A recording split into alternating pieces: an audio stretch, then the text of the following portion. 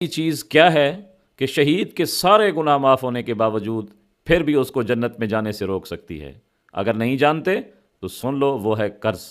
جس کی وجہ سے آپ کے رزق کی برکت اڑ رہی ہے، ختم ہو رہی ہے۔ آپ شاید بندے سمجھ رہے ہیں، لیکن آپ نے جس انسان کا حق دبایا ہوا ہے اس کی بد دعا آپ کو لے بیٹھی ہے۔ اور جس انسان نے آپ کو مشکل وقت میں پیسہ دیا تھا، آپ کی مدد کی تھی، اس نے اپنی جیب دیکھ کر مدد نہیں کی، آپ کا دکھ دیکھ کر مدد کی ہے، اور آج اس کے ساتھ آپ ایسا حشر کر رہے ہیں کہ وہ بار بار آپ کے پاس چکر لگا رہا ہے، آپ اس کو اپنا پیسہ ہی نہیں دیتے۔ تو سنو، نبی پاک صلی اللہ علیہ وآلہ وسلم نے فرمایا، مطل الغنی ظلم،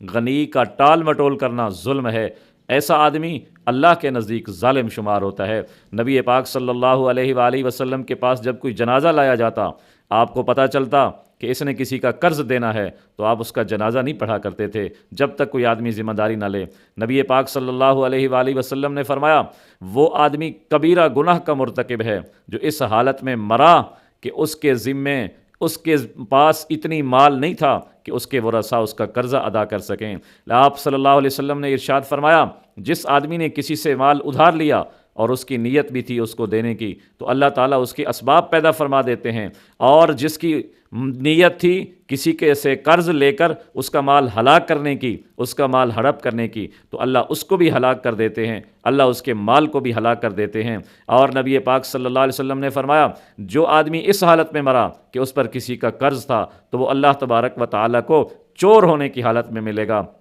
اور نبی علیہ الصلاۃ والسلام نے فرمایا، جو آدمی شہید ہوا، پھر زندہ ہوا، پھر شہید ہوا، پھر زندہ ہوا،